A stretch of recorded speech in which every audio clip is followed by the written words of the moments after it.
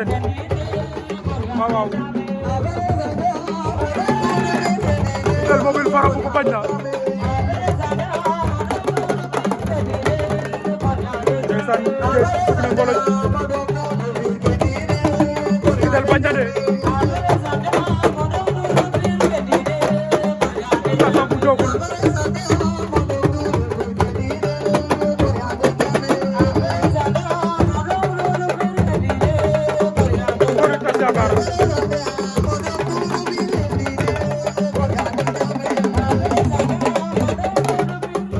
Pakala buka pa nera na par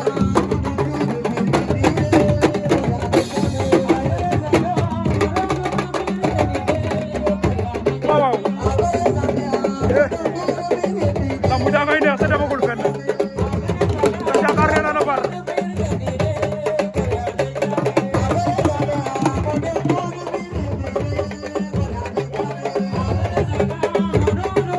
ko di tap tap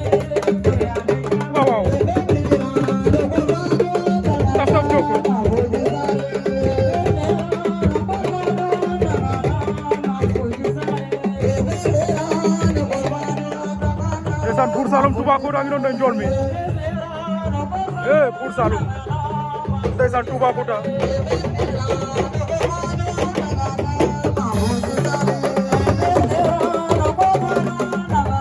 Fidèle Mobile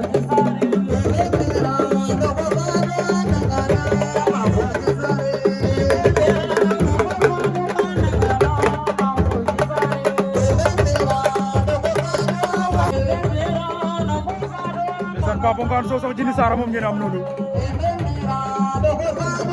ko ne mbam ne bi ban Birame Mbissine Sène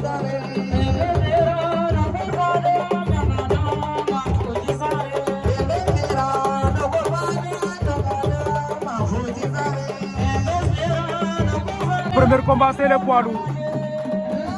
ndeysaan mbam ne bi ban Birame Mbissine Sène roog som fara bugu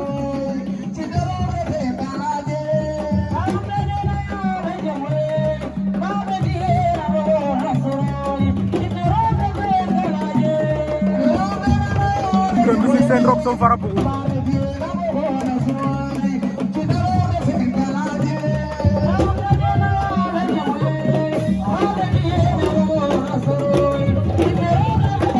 Birame Mbissine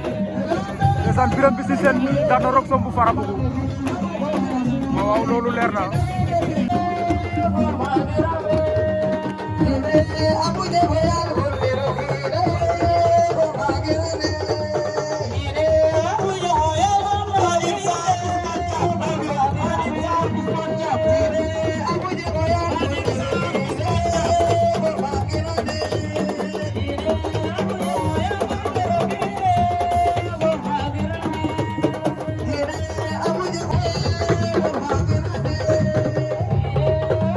Sa Thiès Thiaroye Toubacouta ndeysaan Sa Thiès bu Thiaroye Toubacouta Sa Thiès Touba koy xar Toubacouta jël na tànk ba Toubacouta Sa Thiès Toubacouta war na ko ndomb Toubacouta koy bay Toubacouta Sa Thiès Thiaroye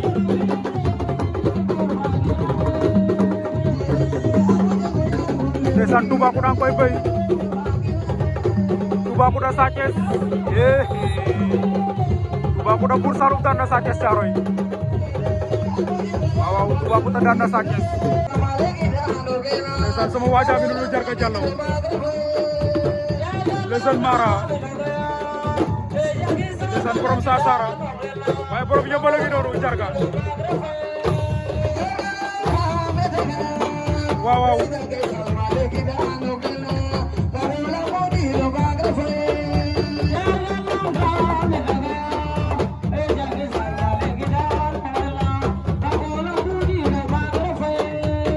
Jarga Diallo le jeune Mara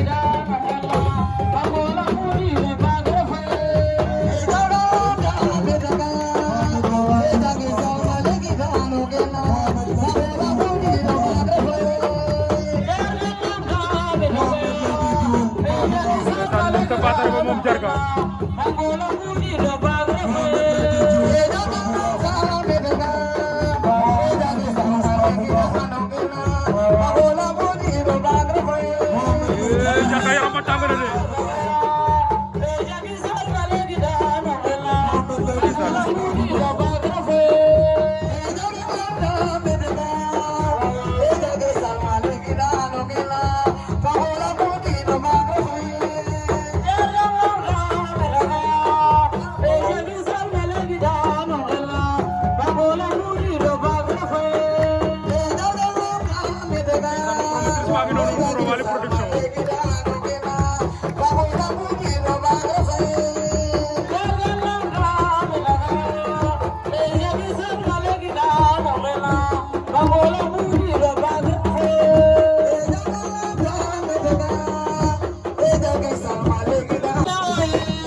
borom Doudou Wally Production borom bés baa ngi noonu la promotrice ci Bandou la ko sunu na sala ndeysaan borom Badaxun ak li ko wër ànd ak càmmiñam Mame Birame Niang waa Badaxun Production wala waa Ndoura Wally Production yaa ngi noonu ndeysaan tey ñoom ñoo woote waaw waaw nous sommes le 3 avril 2025 l'histoire retiendra Ndoura Wally Production moo koy baatare ndeysaan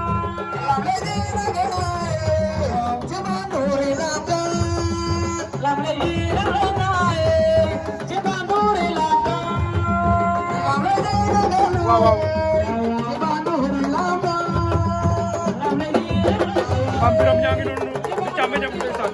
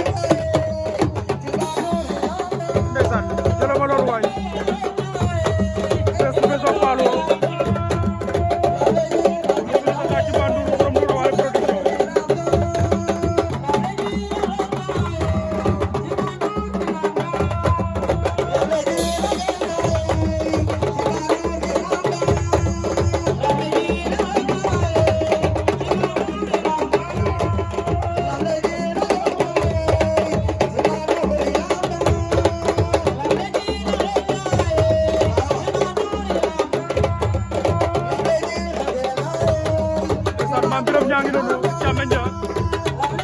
waaw waaye Ndoura Wally Production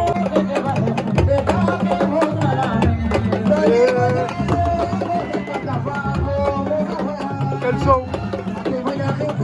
waa ku dafa sa bande ko nañ ko sa table ba ndeysaan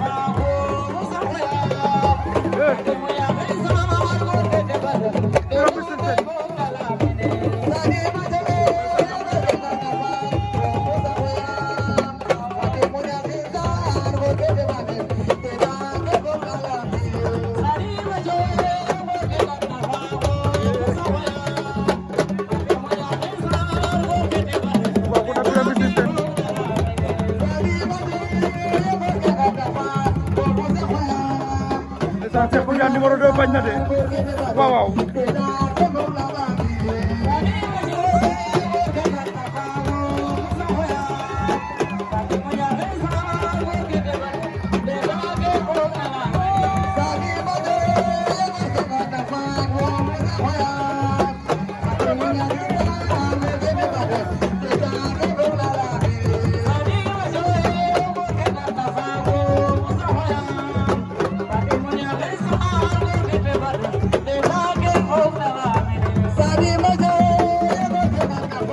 doom jaaru bi teen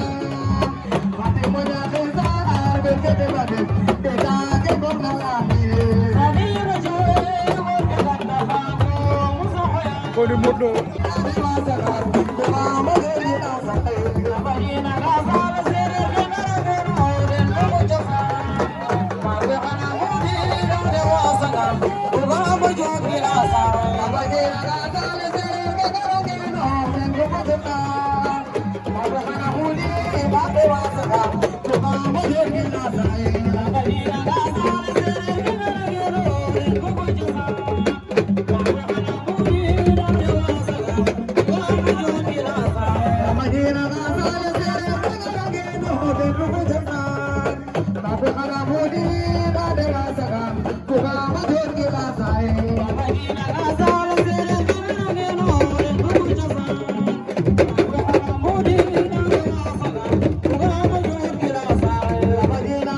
Thank you.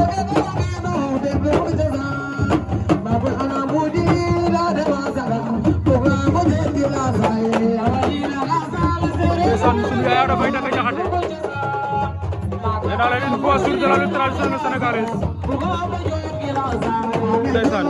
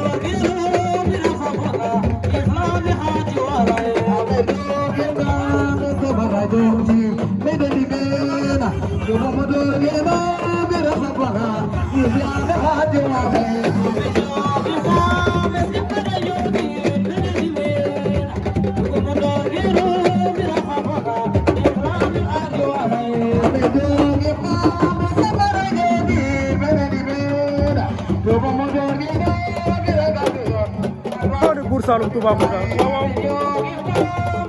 ndeysaan hey waaw Buur Saalum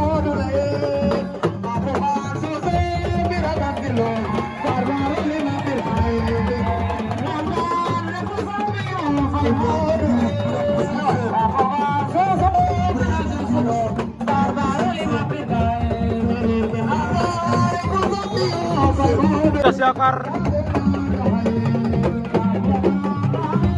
Ngoni Tas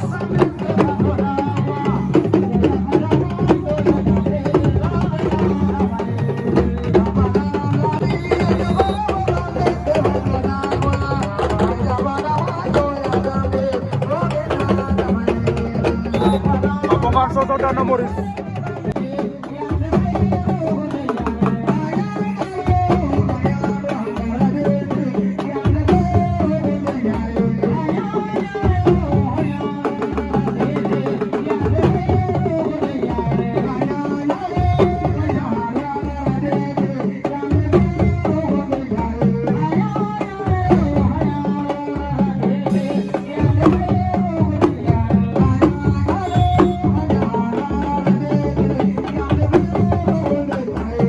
Birame Mbissine mécanicien Ngossi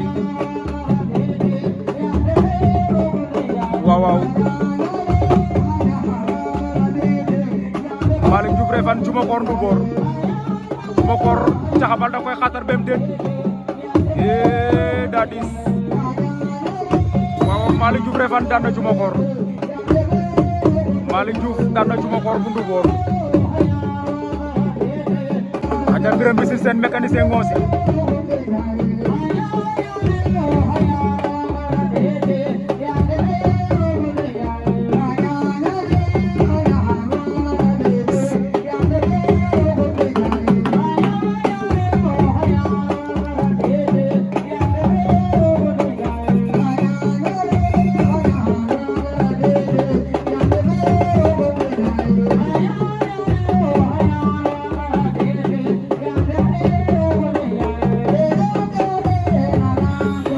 Birame Mbissine seen Birame Mbissine buub na ko door ko ci suuf Birame Mbissine daan na mécanicien bu Ngossi waaw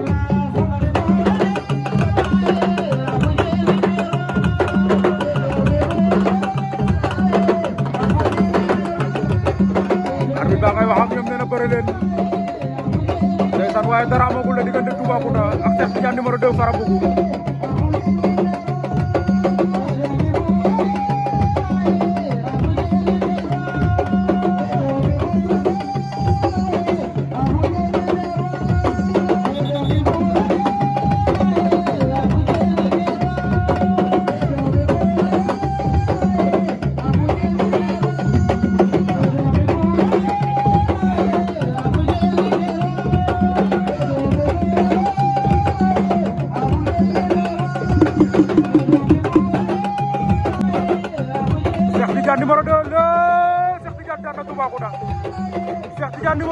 nga Toubacouta waaw waaw aca Modou Lo mbite en Fils de Batling Modou Lo bu Daaru mbite en Fils de Batling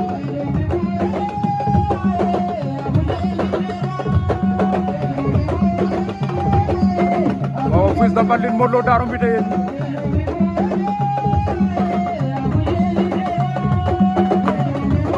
ndeysaan Fils de Batling moo ñëwoon ginnaaw Modou Lo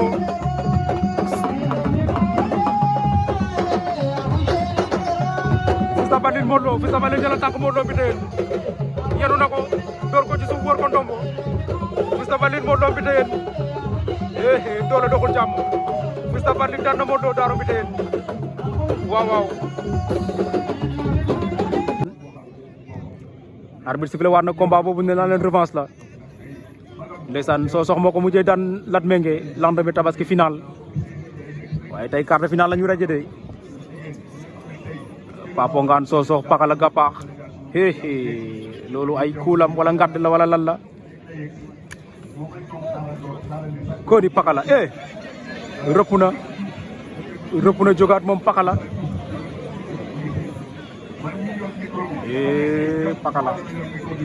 Pakala li ngay bëri noonu lan la Pakala Sokh a ngi koy contact de Sokh a ngi koy contact Pakala ngay arrière waaw waaw ndeysaan aca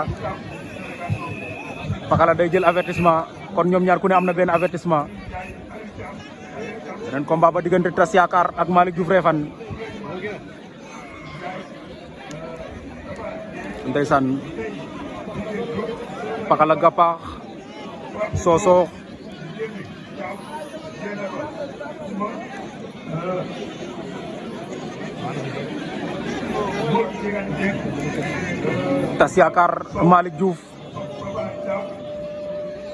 Tass Yakar Malick Diouf Pakala ngay arrière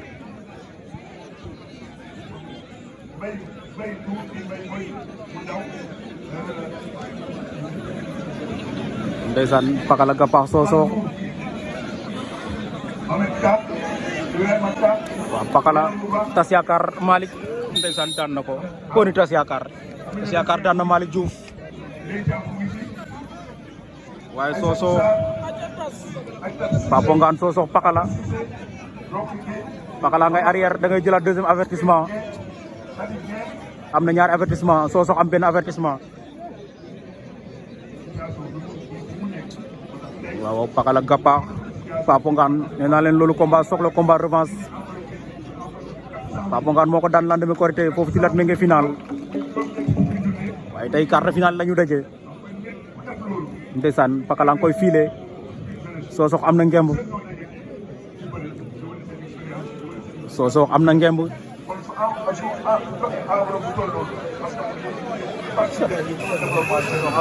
day jël troisième avertissement Pakala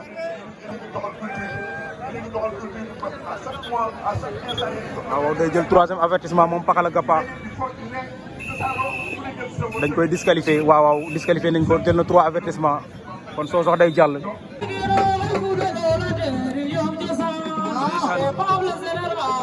Ndiaye Ada Faye borom daga jaxate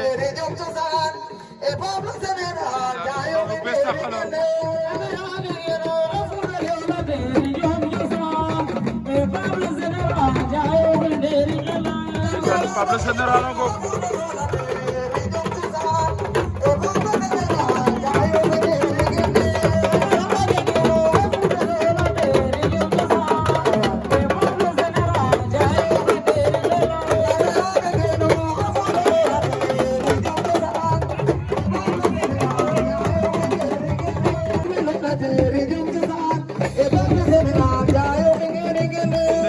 Ada Faye daga jaxate moo ñu woy loolu de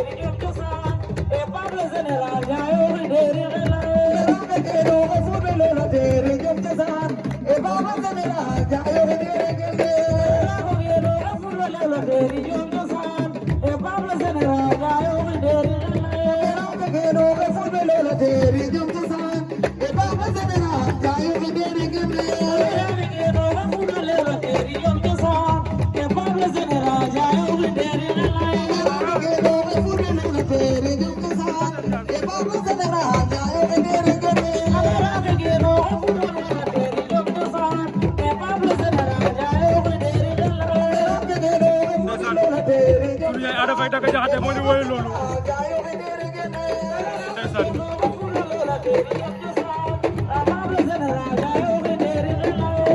ndeysaan Fils de Batling waay waaw waaw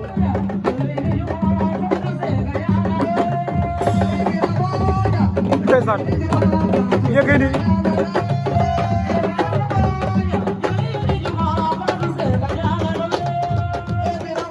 Tass Yakar moo ko mujjee daan waaw waaw ndeysaan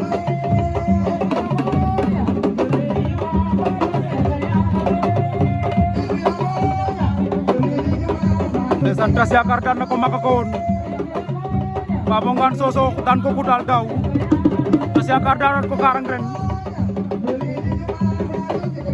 ñu xoolaat fu ñu mujjee fii ci Mbadakhoune ndax day doon 2-2 wala day doon 3-1 si li ma jàpp nag laay wax mën nañ bëre feneen te sama xel ñëwu ci daw nañ daje Papo Ngane Sosokh Tass Yakar Papo Ngane Sosokh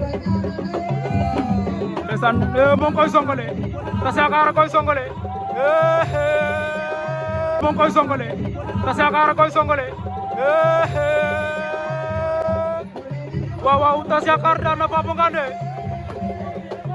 waaw waaw Tass Yakar Papo Ngane Sosokh lu arbitre bay wax arbitre ba d'accordul de arbitre ba d'accordul nee na jël amul waaw waaw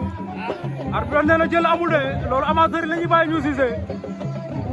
loolu amateur lañ koy bàyyi ñu siise ndeysaan waaw waaw Papo Ngane Sosokh Tass Yakar songale na ko door ko ci suuf arbitre ne dañuy bëriwaat loolu buñ paree dinañ ñëwaat ci image boobu ndeysaan koni ndax Papo Ngane day may Tass Yakar lim ko mayoonam de Tass Papo Ngane bës na ko Papo Ngane bës mayoonam de Tass Papo Ngane bës na ko Tass Yakar mboot na ko la ilaha illallah Tass Yakar mboot na ko la ilaha illallah Tass Yakar daan na Papo Ngane Tass Yakar lakk na dëkk bi de Tass Yakar tas na dëkk ba koni Tass Yakar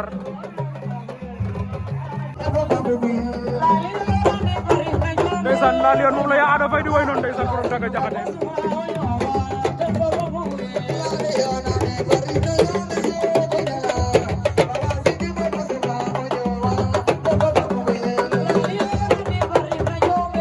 waaw ndeysaan laa liyoon borom Mbuur borom Petit Côté ngi noonu de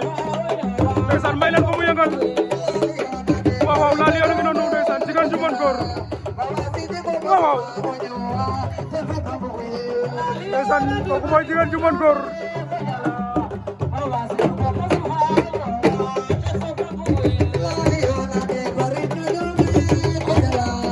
ndeysaan laa liyoon léegi borom champion ak Qatar la ndeysaan koni laa liyoon waaw waaw ay waay waaw waaw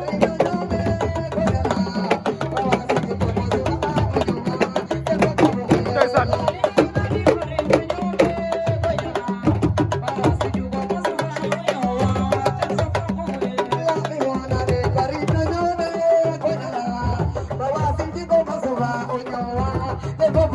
waaw waaw laa liyoon ndeysaan jigéen ju mën góor borom Mbuur waaw waaw jëla ma loolu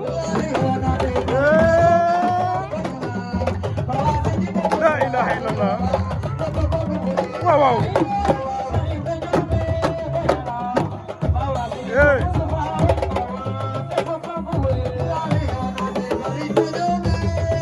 ndeysaan laal yaram ba tàng na waaw waaw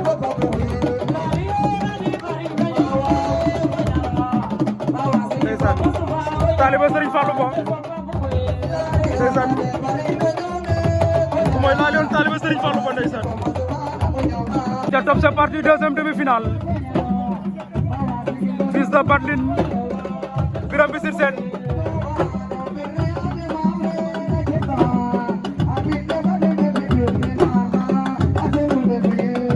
ndeysaan Fils de Batling Birame Mbissine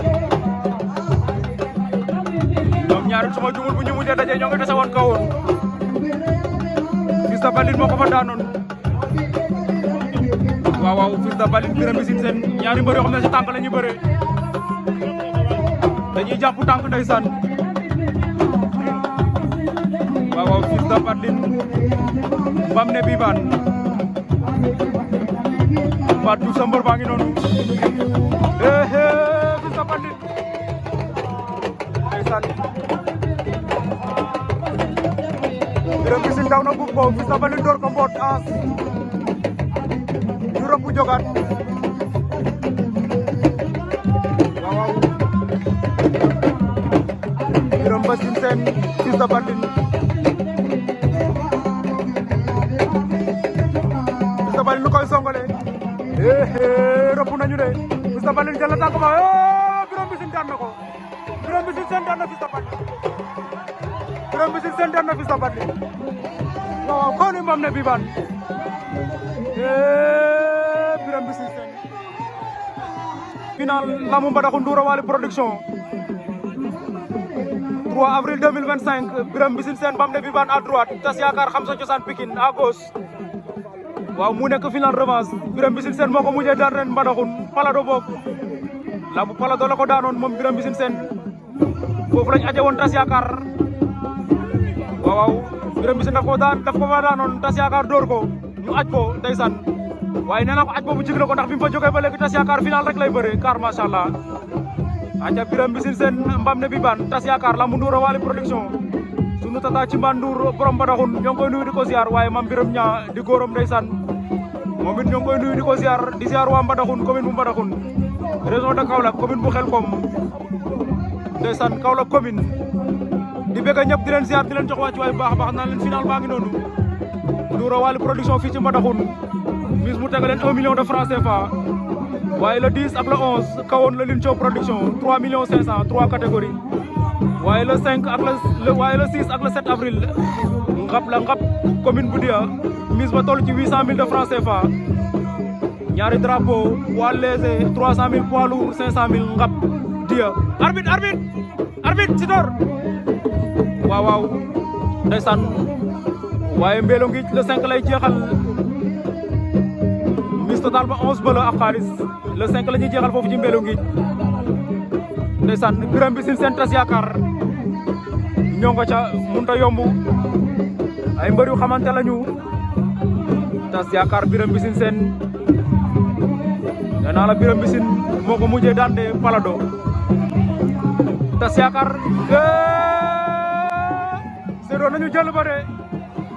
séddoo nañu jël ba de lan moo xew Birame Mbissine Sène daan na Tas Yakar Birame Mbissine Sène daan na Tas Yakar Birame Mbissine jël na lambu ja Birame Mbissine daan na Tas Yakar Birame Mbissine kon bi mooy deuxième fois muy jël lambu Palado waaw bi mooy deuxième fois muy jël lambu Mbadakhoune di moins waaw bi mooy deuxième fois muy jël lambu Mbadakhoune jëloon na ko fii jëlaat na ko moom Birame Mbissine jël na lambu Palado aussi kon jël na ñaari lambu wala ñetti lambu ci commune moom Birame Mbissine Sène